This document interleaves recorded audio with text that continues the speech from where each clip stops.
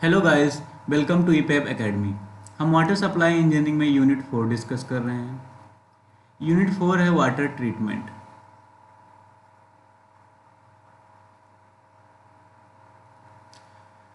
Water treatment unit के part 1 में हमने स्क्रीनिंग प्रोसेस के बारे में डिस्कस कर लिया है।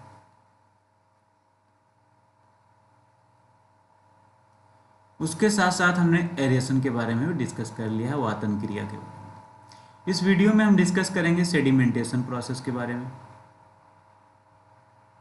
सेडिमेंटेशन स्टार्ट करते हैं हम। सेडिमेंटेशन सेडिमेंटेशन का मतलब क्या होता है? सेडिमेंटेशन मतलब होता है अवसादन, या इसी को तलछटीकरण भी बोलते हैं। तलछटीकरण। Sedimentation is the process of removal of suspended particles by gravitational settling. Suspended particles मतलब जो निलंबित अशुद्धियां हैं उनको ड्यू टू ग्रेविटेशनल, उनके ग्रेविटेशनल वेट के कारण पानी से अलग करने का जो प्रोसेस होता है वही हमारा होता है sedimentation process. It occurs when particles are heavier than water. ये कब आकर होता है? जब पार्टिकल्स का वेट वाटर के वेट से ज़्यादा होता है। This process takes place in a tank known as sedimentation tank. जिस टैंक में सेडिमेंटेशन प्रोसेस होता है, अवसादन क्रिया होता है, उस टैंक को हम बोलते हैं अवसादन टैंक या सेडिमेंटेशन टैंक। इसको समझते हैं। ये सपोज करो हमारा एक टैंक है जिसमें वाटर फिल है। इस वाटर में बहुत सारी अशुद्धियां होंगी जो मिली हुई होंगी। सस्पेंडेड पार्टिकल्स जो होंगे वो इस तरह से इसमें मिक्सअप होंगे। ये होंगी निलंबित अशुद्धियां। अब इन अशुद्धियों का वेट अगर वाटर से ज़्यादा होगा, जो इम्प्योरिटीज हैं उनका वेट अगर वाटर के वेट से ज़्यादा होगा तो क्या होगा? ये धीरे धीरे नीचे सेटल करेंगे, मतलब तली में बैठने की कोशिश करेंगे और धीरे धीरे ये तली में बैठ जाएंगे। तो यही जो प्रोसेस होता है, इसी प्रोसेस को हम बोलते हैं सेडिमेंटेशन प्रोसेस। और जिस टैंक में ये प्रोसेस होता है उस टैंक को बोलते हैं sedimentation tank.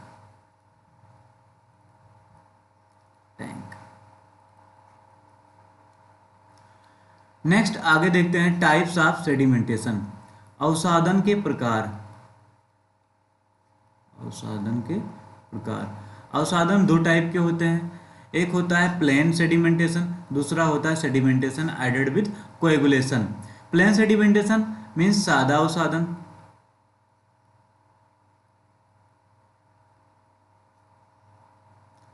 Sedimentation added with coagulation मतलब स्कंदन युक्त,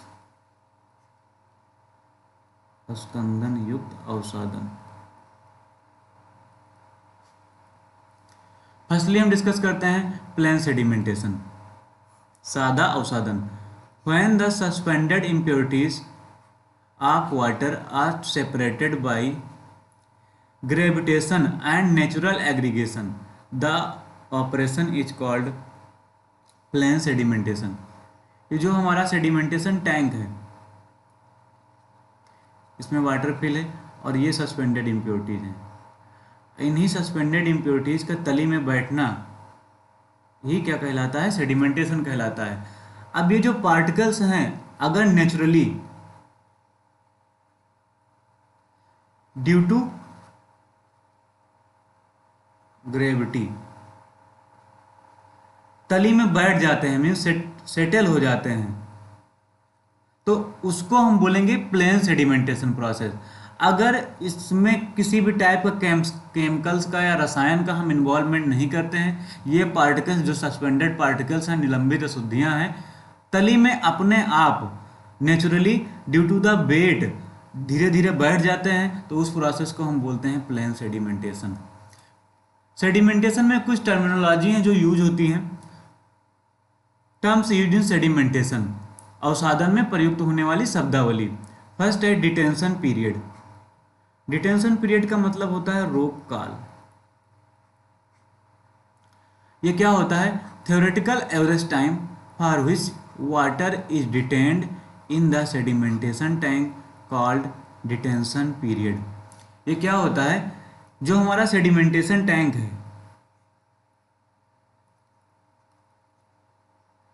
सेडिमेंटेशन टैंक में वाटर को जितने टाइम के लिए रोकते हैं कि ये सस्पेंडेड इम्प्योरिटीज उसकी तली में बैठ जाएं, उस टाइम पीरियड को ही हम लोग बोलते हैं रोक काल या डिटेंशन पीरियड। अगर डिटेंशन पीरियड को हमें निकालना है तो कैसे निकालेंगे, रोक काल इज इक्वल टू होता है capacity of the tank divide by ratio of flow of water from tank. Capacity of tank मतलब टैंक की धारिता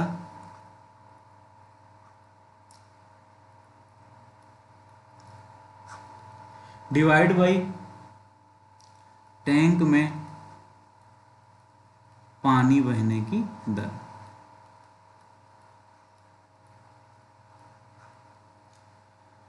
generally for normal sedimentation tank detention period is equal to 4 to 8 hour. सामान्य अवसादन tank के लिए जो डिटेंशन पीरियड की value होती है 4 से 8 घंटे के बीच में वैरी करती है। ये इंपॉर्टेंट पॉइंट्स है, ये competitive exam point of view से इंपॉर्टेंट है, उसको याद रखना है। फिर उसके बाद नेक्स्ट है हमारा टर्म जो है flow through period. Flow through period का मतलब क्या होता है, प्रवाह अवधि। फ्लो थ्रू पीरियड या प्रवाह अवधि, ये क्या होता है, time required to flow water with constant velocity from one end of sedimentation tank to other end of the tank called flow through period. Sedimentation tank, इसमें वाटर एक एंड से एंटर करेगा, दूसरे साइड से बाहर निकलेगा, आउट होगा, means यहां पर इन होगा एंड आउट।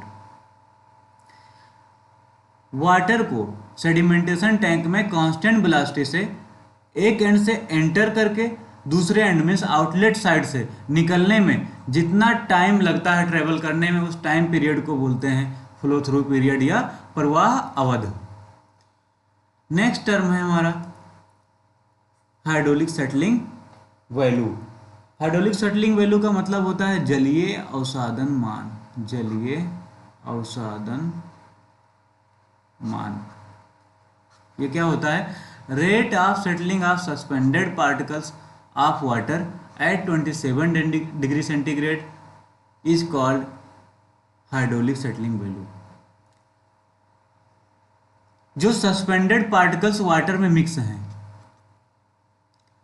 उनका जो सेटलिंग रेट है, सेटलिंग रेट मतलब अवसादन दर है, जो अवसादन दर है एट 27 डिग्री सेंटीग्रेड, उस अवसादन दर को ही हम बोलते हैं हाइड्रोलिक सेटलिंग वैल्यू या जलीय अवसादन मान।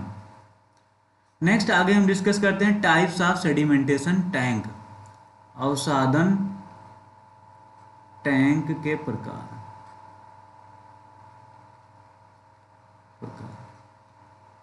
Based on flow there are 2 types of sedimentation tank. प्रवाह के आधार पर अवसादन टैंक 2 प्रकार के होते हैं। कौन कौन से, फर्स्ट होता है इंटरमिटेंट टैंक, दूसरा होता है continuous flow tank. Intermittent tank को क्विसेंट टाइप टैंक भी हम बोलते हैं, या इसको बोलते हैं विरामी अवसादन टैंक।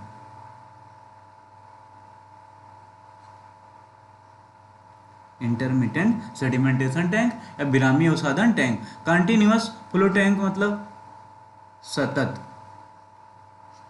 प्रवाह अवसादन tank.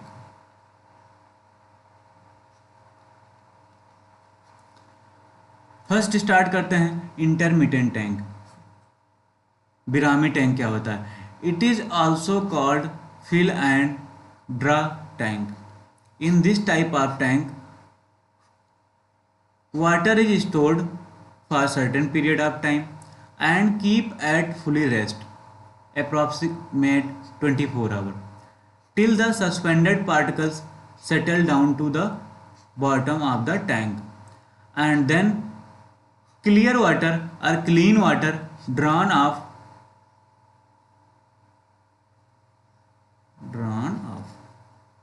all the settled material is then removed from the tank and the tank is again filled by raw water to continue the next operation. Thus, this type of tank function is intermittently. Intermittent tank क्या होता है? इसको हम लोग fill and draw type भी tank भी बोलते हैं। फिल एंड ड्रा मतलब खाली करना और भरना। इस टैंक में हम करते क्या है, वाटर को फिल करते हैं और इसको तब तक पूरी तरीके से रेस्ट कंडीशन में रखते हैं, सस्पेंडेड इम्प्योरिटीज में होंगी, निलंबित अशुद्धियाँ। इस वाटर को हम रेस्ट में तब तक रखेंगे जब तक कि इसके सस्पेंडेड इम्प्योरिटी तली में बैठ ना जाए। जब सस्पेंडेड इम्प्योरिटी तली में बैठ जाता है, ये टाइम पीरियड कितना होता है? जनरली 24 आवर का टाइम पीरियड लेते हैं। 24 आवर में लगभग सारे सस्पेंडेड पार्टिकल्स जिनका वेट वाटर से ज़्यादा होगा वो बैठ जाएंगे। उसके बाद क्या करेंगे, जो हमारा सलज होगा यहाँ पर तली में जितने भी सस्पेंडेड इम्प्योरिटीज है धीरे धीरे बैठ जाएंगे, जिसको हम लोग सलज बोलते हैं या आपंक बोलते हैं। फिर उसको हम यहाँ से बाहर निकाल लेंगे। सलज को, जो इम्प्योरिटी नीचे तली में बैठी है उसको हम सलज बोलते हैं, उसको बाहर निकाल लेते हैं। उसके बाद जो हमारा प्योर वाटर है, क्लीन वाटर है, उस क्लीन वाटर को आगे हम सप्लाई कर देते हैं, आगे यूटिलाइज कर लेते हैं। 24 आवर वाटर को अप्रॉक्सीमेटली हम रोकते हैं सेडिमेंटेशन करने के लिए इंटरमिटेंट टैंक में, और दोबारा फंक्शनिंग के लिए 30 to 36 आवर लग जाता है। वो इसलिए क्योंकि 24 आवर के आसपास इस टैंक में पानी को रोकते हैं ताकि स्लज नीचे बैठ जाए, तली में इम्प्योरिटी बैठ जाए। उसके बाद स्लज को बाहर निकालना, टैंक को खाली करना, फिर दोबारा फिल करना, ये पूरा प्रोसेस कंप्लीट होने में 30 to 36 आवर का टाइम लग जाता है। For smooth functioning it is necessary to have 3 set of intermittent tank. Smooth functioning के लिए इंटरमिटेंट टैंक के एटलीस्ट 3 सेट हमारे पास होने चाहिए। मिनिमम रिक्वायरमेंट हमारे पास 2 होता है, मिनिमम हमें 2 टैंक रखना ही है। स्मूथ फंक्शन हो, आसानी से कार्य किया जा सके, इसलिए 3 सेट हम रखते हैं अपने पास। टैंक फर्स्ट एग्जाम्पल से यहाँ समझते हैं, tank second and tank third. इसमें क्या होगा, टैंक फर्स्ट में हम सपोज किया कि यहाँ पर फिलिंग कर दिए और टैंक सेकंड में स्टिल वाटर है एंड टैंक थर्ड में एम्प्टी है, खाली कर रहे हैं टैंक। फिर उसके बाद एक प्रोसेस कंप्लीट होने के बाद फिर दोबारा इस प्रोसेस को रिपीट कर देंगे, तो मीन्स हमें बहुत ज़्यादा गैप नहीं देना पड़ेगा और हमारा वर्क कंटिन्यूअस चलता रहेगा, इसलिए हम 3 टैंक का सेट लेते हैं। These days such tanks are not preferred because lot of time, place and labour is wastage. Current time में इस टाइप के टैंक को हम ज़्यादा यूटिलाइज नहीं करते हैं, क्योंकि इसको बार बार फिल करना, उसके बाद फिर एम्प्टी करना, इसमें काफ़ी टाइम लग जाता है। इसमें लेबर भी का इन्वॉल्वमेंट भी ज़्यादा होता है, टाइम भी ज़्यादा लगता है, उसके अलावा मनी भी ज़्यादा वेस्ट होती है इन कंपेयर टू जितना हमें आउटपुट इससे ऑब्टेन हो जाता है, इसलिए इसको करंट टाइम में ज़्यादा यूटिलाइज नहीं करते हैं। कंटिन्यूअस टाइप टैंक नेक्स्ट है हमारा सतत प्रवाह सेडिमेंटेशन या अवसादन tank. In this type of sedimentation tank only flow velocity of water is reduced and the water is not brought to complete rest. In this tank, the water enters from one end and comes out from other end. The velocity of water is reduced by providing large length of travel.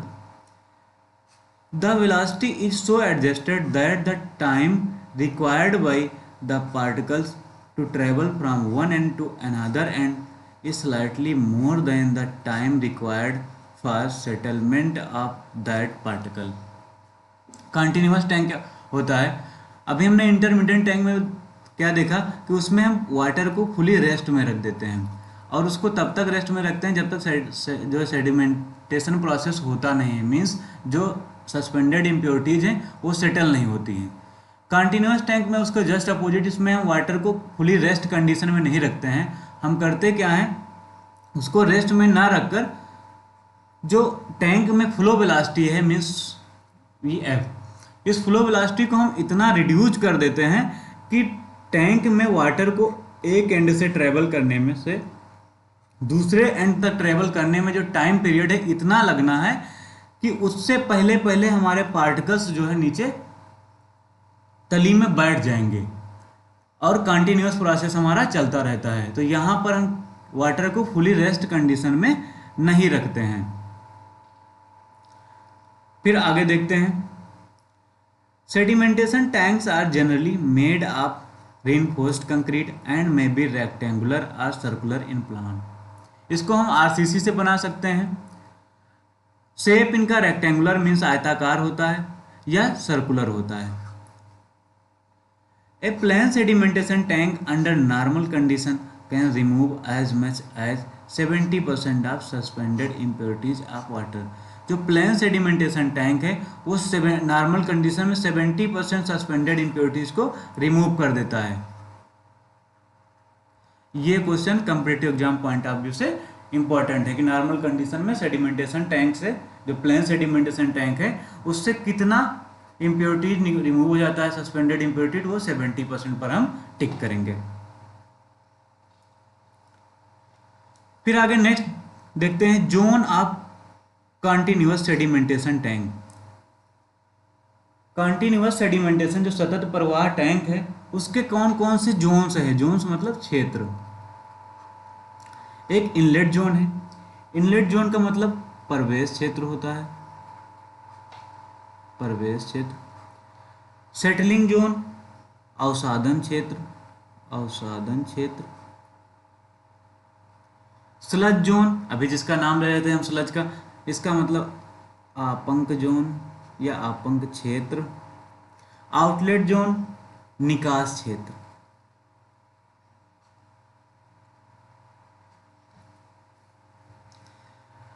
हमारा sedimentation tank है, इसमें water को हम लोग enter कराते हैं, sedimentation process होने के बाद बाहर कर देते हैं। इतना ही प्रोसेस होता है। सेडिमेंटेशन प्रोसेस कैसे होता है? Due to settling. सेटल होकर जो पार्टिकल्स नीचे बैठते हैं उसको हम बोलते हैं स्लज, ठीक, आपंक बोलते हैं। अब यहीं से हमें समझना है, ये हमारा वाटर है, इसमें वाटर भरा रहना है। नीचे जो है तली में हमारे पार्टिकल्स,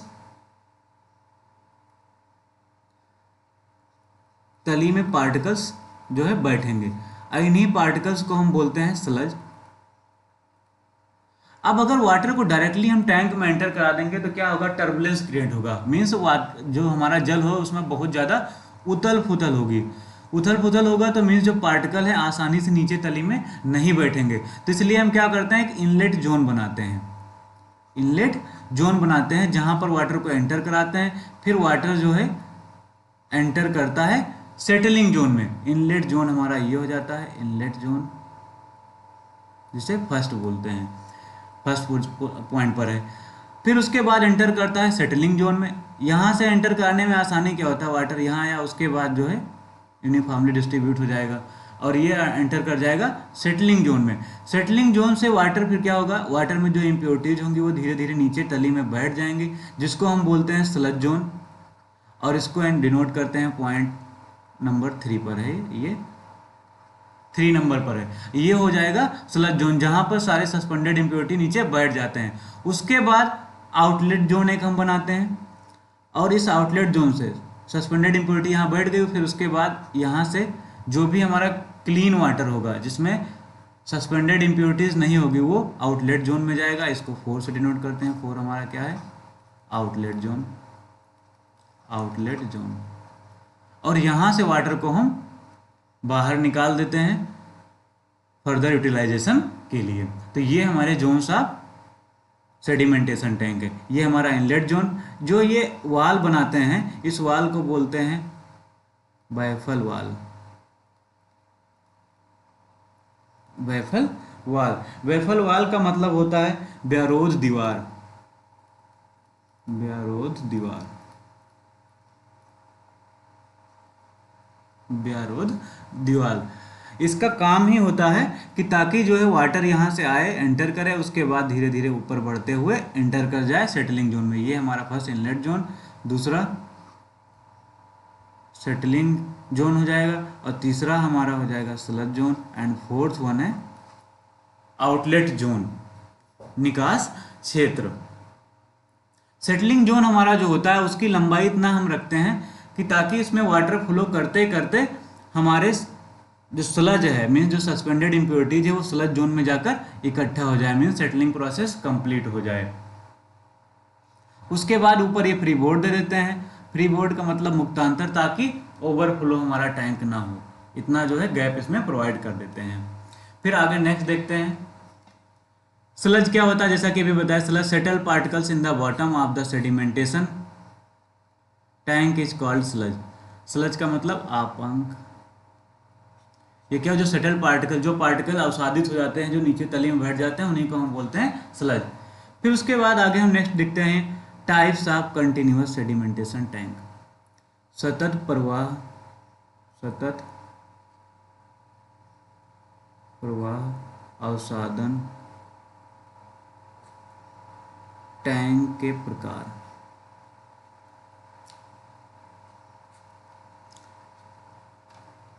दो टाइप के मेनली होते हैं, एक होता है हॉरिजॉन्टल फ्लो टैंक, दूसरा होता है वर्टिकल फ्लो टैंक, या उसको बोलते हैं hopper bottom tank with vertical flow. Horizontal flow tank दो पार्ट में डिवाइड किया गया है, एक रेक्टेंगुलर टैंक, दूसरा circular tank. Rectangular tank with longitudinal flow means horizontal flow, उसके अलावा circular tank with radial flow और स्पाइरल मीन्स। टाइप्स में दो मेनली टाइप्स है हमारा, एक हॉरिजॉन्टल, दूसरा वर्टिकल। वर्टिकल में हापर बॉटम टाइप आता है। हॉरिजॉन्टल में फिर फर्दर दो टाइप के टैंक हमारे आते हैं, एक होता है रेक्टेंगुलर, दूसरा होता है सर्कुलर। सर्कुलर फिर दो पार्ट में आता है, एक होता है रेडियल फ्लो जिसमें आकर होता है, और दूसरा स्पाइरल फ्लो। अब वन बाय वन हम सभी को डिस्कस करते हैं। फर्स्टली स्टार्ट करते हैं rectangular tank with horizontal flow. It is rectangular in shape, name से ही क्लियर है। रेक्टेंगुलर फ्लो का मतलब, रेक्टेंगुलर टैंक का मतलब आयताकार, आयताकार टैंक विद हॉरिजॉन्टल फ्लो, क्षैतिज प्रवाह के साथ। It is rectangular in shape, rectangular होगा, नेम से ही क्लियर है। Wall of the tank made by masonry work and floor is constructed by concrete.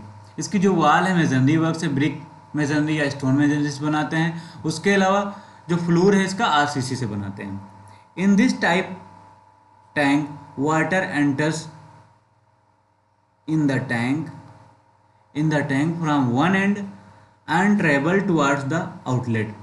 Its velocity is reduced by means of baffle walls as shown. Baffle wall contain opening at different levels. क्या होता है, जो rectangular tank होता है इसमें water एक side से enter करता है इनलेट जोन से, और दूसरे साइड में आउटलेट जोन से बाहर निकाल दिया जाता है। अब इस टैंक में जो फ्लो वेलोसिटी है उसको इतना रिड्यूस किया जाता है, जो फ्लो वेलोसिटी Vf, इसको इतना मेंटेन किया जाता है कि हमारे पार्टिकल्स जो हैं वाटर के निकलने से पहले सेटल हो जाएं। तो उस वेलोसिटी को रिड्यूस करने के लिए हम इसमें बैफल वाल को प्रोवाइड करते हैं। ये हमारी बैफल वाल होती हैं। बैफल वाल मतलब व्यारोध,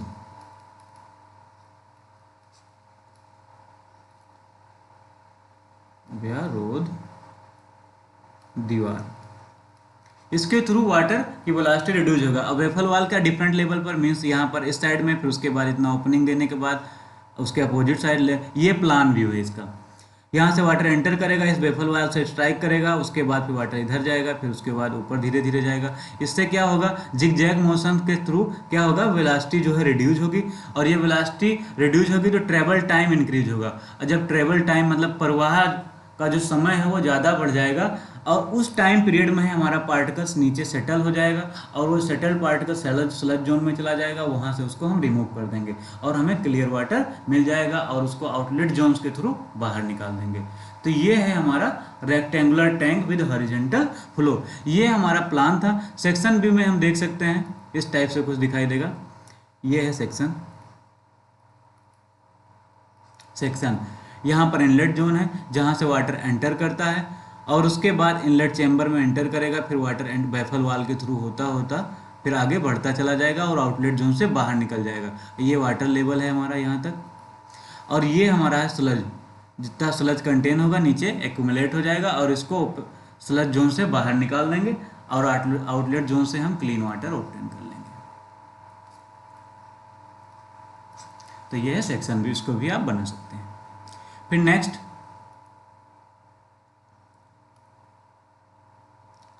कंस्ट्रक्शन डिटेल। कंस्ट्रक्शन डिटेल का मतलब इसका निर्माण में इंपॉर्टेंट पॉइंट कौन कौन से। कंस्ट्रक्शन डिटेल में इसकी जो लेंथ ली जाती है वो 40 to 50 मीटर ली जाती है। विड्थ जो है 10 मीटर ली जाती है। डेप्थ 3 to 4.5 मीटर प्रोवाइड करते हैं, जिसमें बॉटम में 30 to 45 सेंटीमीटर फर्स्ट स्लज के लिए, स्लज जोन के लिए प्रोवाइड करते हैं, स्लज जोन। तो ये इसका कंस्ट्रक्शन डिटेल है। फिर आगे बढ़ते हैं circular tank with radial flow. अभी क्या हम देख रहे थे, हॉरिजॉन्टल फ्लो में रेक्टेंगुलर टैंक देख रहे थे। अब रेक्टेंगुलर हॉरिजॉन्टल में रेक्टेंगुलर टैंक देख रहे थे। फिर उसके बाद सर्कुलर टैंक हॉरिजॉन्टल में ही देखेंगे। उसके साथ सर्कुलर में दो फिर टाइप हैं, एक होगा रेडियल, दूसरा होगा स्पाइरल। तो अभी हम रेडियल देख रहे हैं। These tanks are generally not used in plain sedimentation, but mostly used in sedimentation with coagulation. The water enters in the tank through the central inlet pipe placed inside the deflector box. अच्छा, circular tank का मतलब क्या हुआ, गोलाकार। ठीक, सभी को पता है गोलाकार टैंक, गोलाकार टैंक। रेडियल फ्लो का मतलब अरीय प्रवाह, अरीय प्रवाह।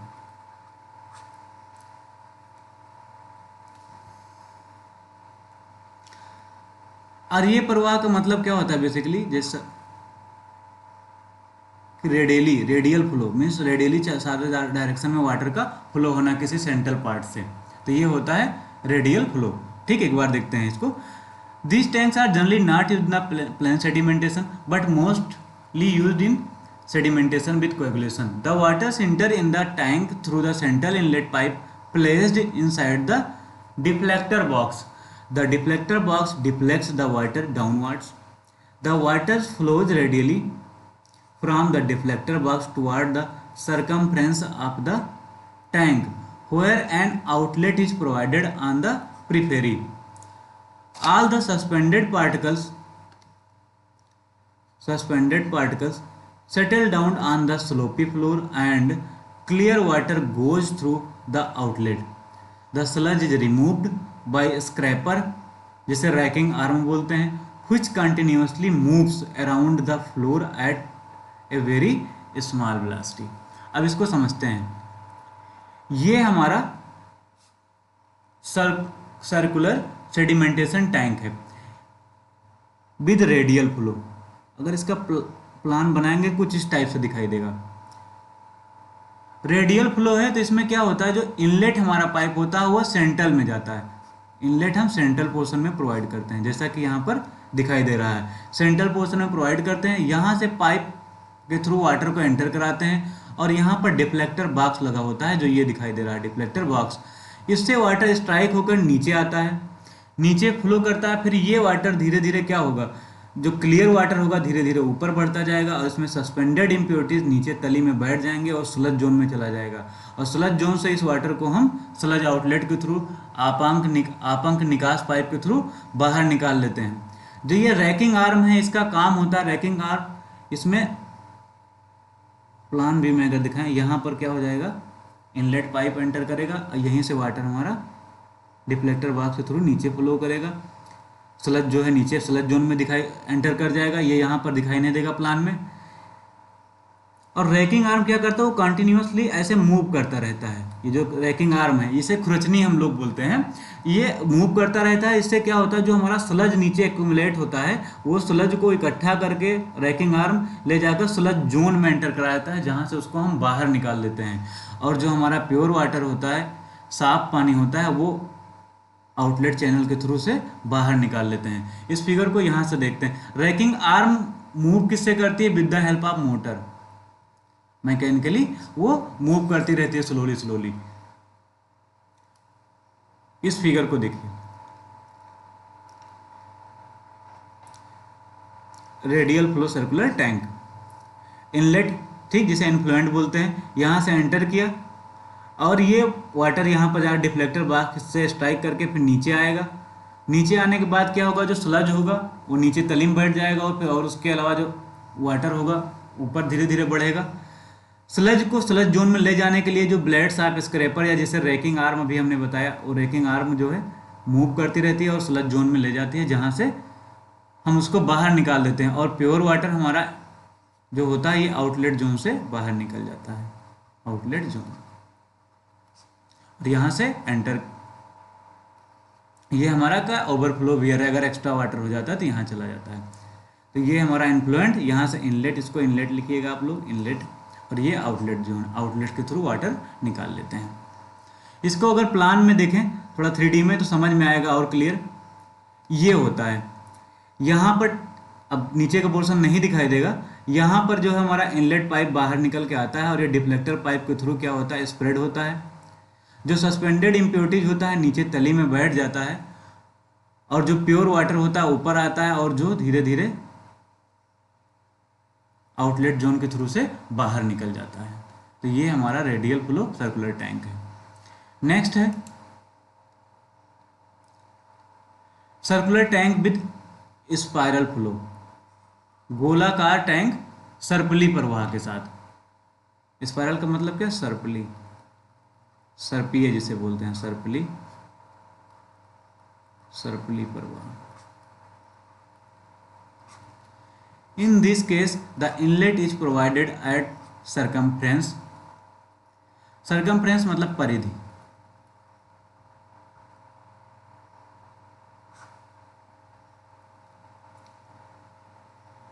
The outlet is also provided at the outer circumference. There is one rotating arms in the tank which allow the water to move along the circumference of the tank. Water, while moving at a very low velocity, allows its suspended impurities to settle down in the tank, which can be removed from the sludge outlet. The clear water is drawn over a small weir type outlet. जो overall process sedimentation tank का है उसका water का इन कराना है, inlet कराना है, inlet के थ्रू। उसके बाद उसमें सेडिमेंटेशन का होता है, सेडिमेंटेशन कराना होता है अवसादन। फिर जो स्लज होता है, स्लज का फॉर्मेशन हो जाता है स्लज जोन में जाकर, और फिर आउटलेट के थ्रू हम पानी को निकाल लेते हैं। यही कंप्लीट प्रोसेस होता है। अब नेम के अकॉर्डिंग प्रोसेस चेंज है। अभी हमने देखा circular tank with radial flow, जहां पर क्या होता है, सेंट्रल में इनलेट पाइप होता था और रेडियली वाटर जो है सर्कमफ्रेंस मींस परिधि की ओर बढ़ रहा होता है।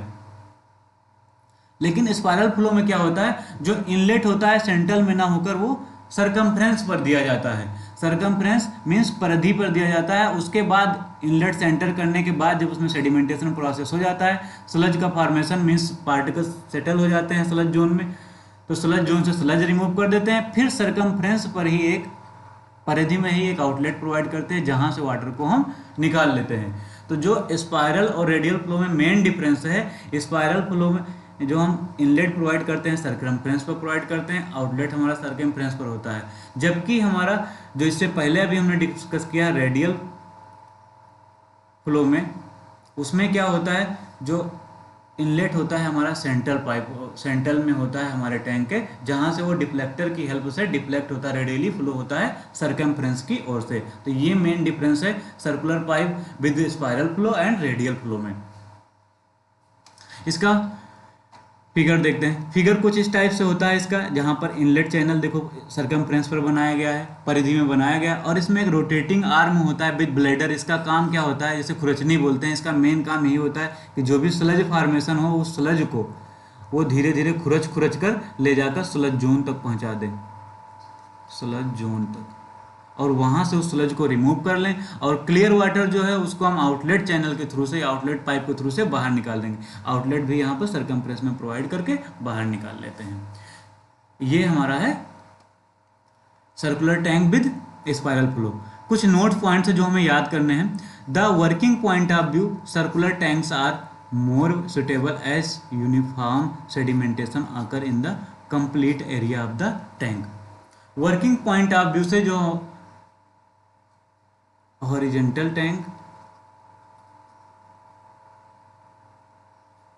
में एक रेक्टेंगुलर, दूसरा सर्कुलर था,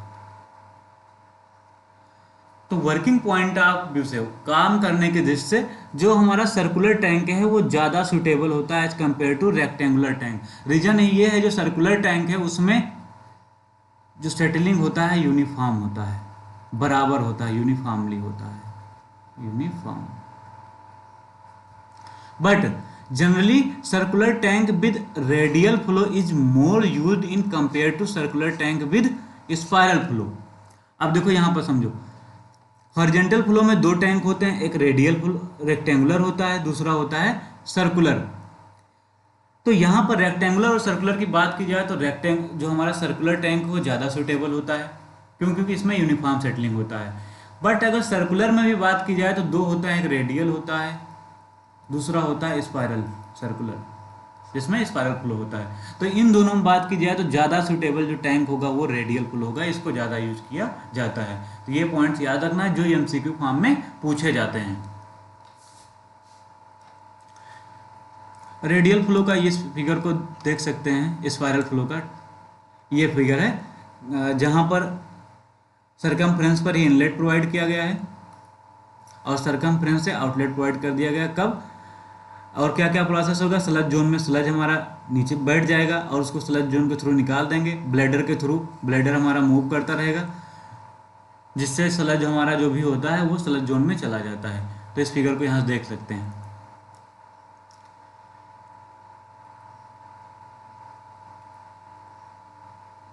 फिर आगे डिस्कस करते हैं। नेक्स्ट ये प्लान है। नेक्स्ट है hopper bottom tank with vertical flow. Types of sedimentation tank, continuous sedimentation tank हम देख रहे थे, जिसमें दो टाइप के टैंक मेजरली थे, एक हॉरिजॉन्टल एक वर्टिकल। हॉरिजॉन्टल में एक रेक्टेंगुलर था, दूसरा सर्कुलर। सर्कुलर में दो टाइप, एक स्पाइरल फ्लो, दूसरा radial.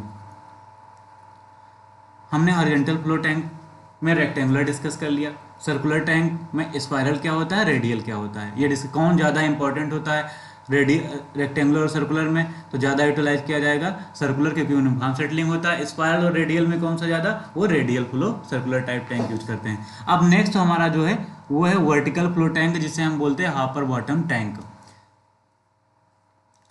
In the plan this tank is circular from the top and opposite cone shape from the bottom। जो ये हॉपर बॉटम टैंक होता है कुछ इस टाइप से होता है, जो ऊपर से सर्कुलर होता है और नीचे से बॉटम पोर्शन से कोन टाइप में होता है, शंकुनुमा होता है। Depth of the tank is provided 4.5 to 6 metre. इस टाइप के टैंक की जो डेप्थ होती है 4.5 to 6 मीटर तक इसकी डेप्थ होती है।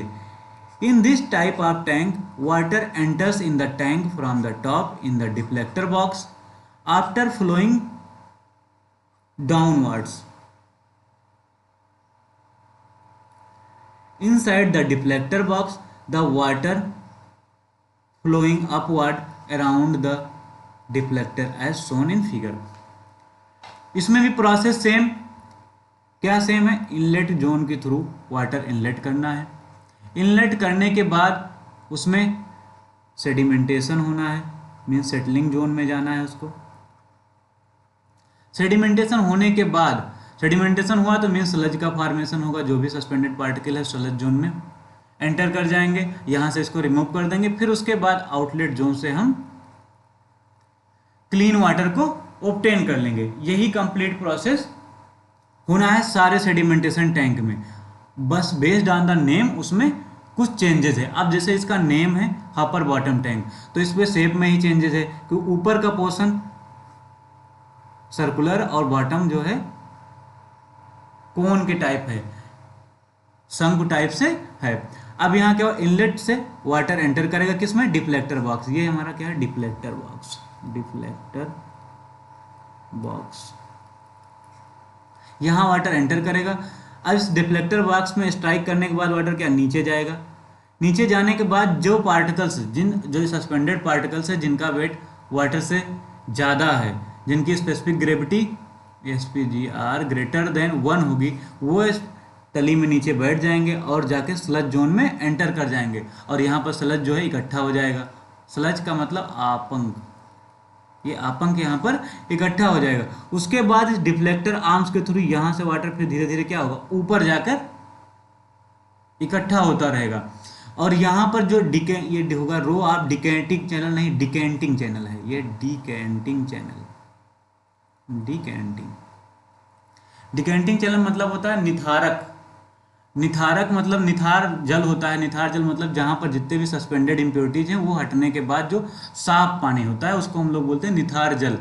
तो ये होता है डिकेंटिंग चैनल। तो यहाँ पर जो भी साफ पानी होगा वो डिकेंटिंग चैनल के थ्रू, निथारक चैनल के थ्रू आउटलेट जोन में एंटर करेगा। इस आउटलेट जोन में एंटर करेगा और आउटलेट जोन से हम क्लीन वाटर को ऑब्टेन कर लेंगे और इसको फर्दर यूटिलाइज कर लेंगे।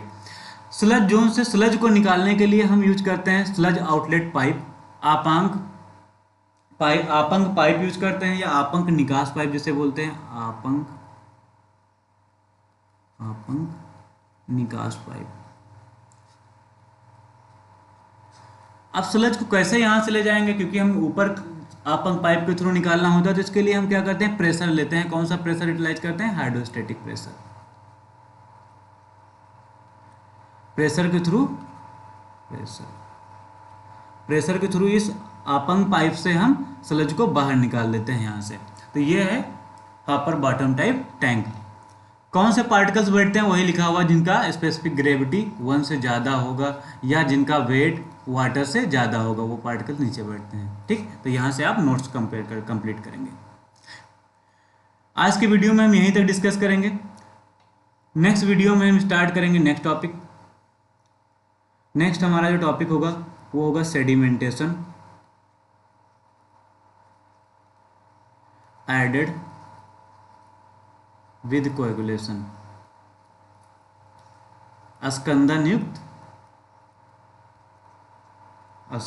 युक्त अवसादन के बारे में डिस्कस करेंगे। आई होप सभी को बात क्लास समझ में आई होगी। Thank you very much for watching the video.